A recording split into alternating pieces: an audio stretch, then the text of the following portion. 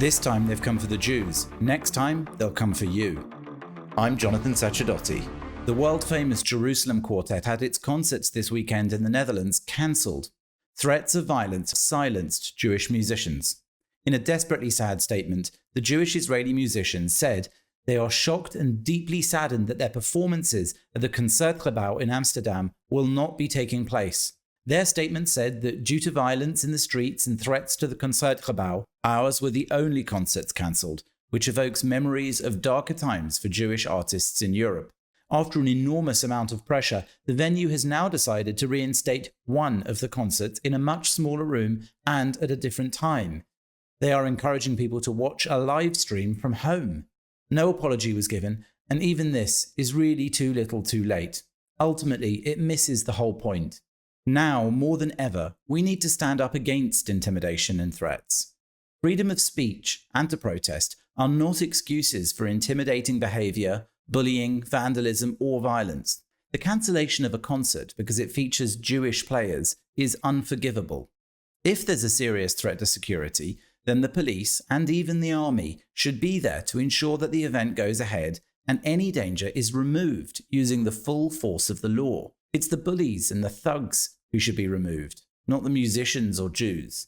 What made the venue decide to cancel the concerts in the first place were the violent protests in and around the University of Amsterdam. They said they couldn't keep their concert safe knowing that the hooligans might attack. But threats of violence should have the opposite effect. Once they've been made, the show must go on in exactly the way it was planned.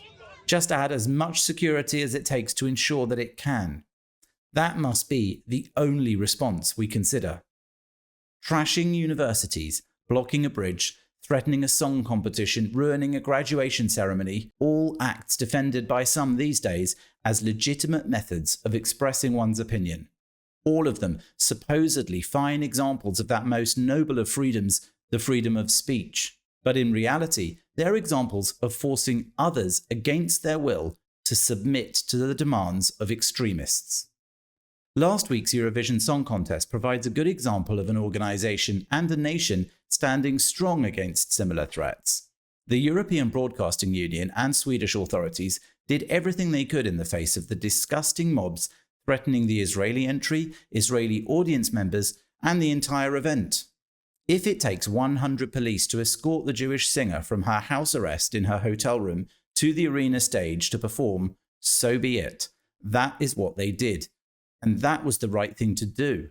Those causing trouble, like the professional agitator Greta Thunberg, were taken away by the police. Meanwhile, ticket sales for an Israel-Belgium football or soccer match in the UEFA Nations League have now also been put on hold. The football body said the security situation is being analysed and developments are being closely monitored. Other matches weren't affected, just the Israeli one. Personally, I think most people are absolutely appalled at this trend of bullying and intimidation in our public spaces, but all too often individuals are afraid to say so for fear of their jobs, their social status, losing their friends, or worse. That's why organisations, academia, governments, police, and other important bodies need to set the example.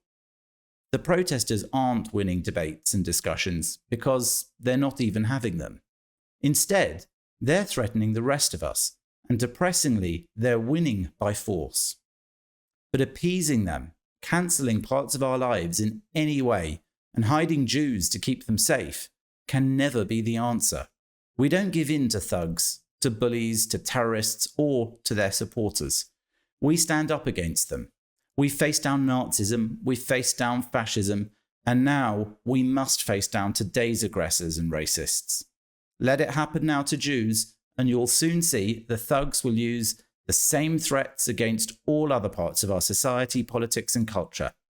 Next time, they'll be coming for you.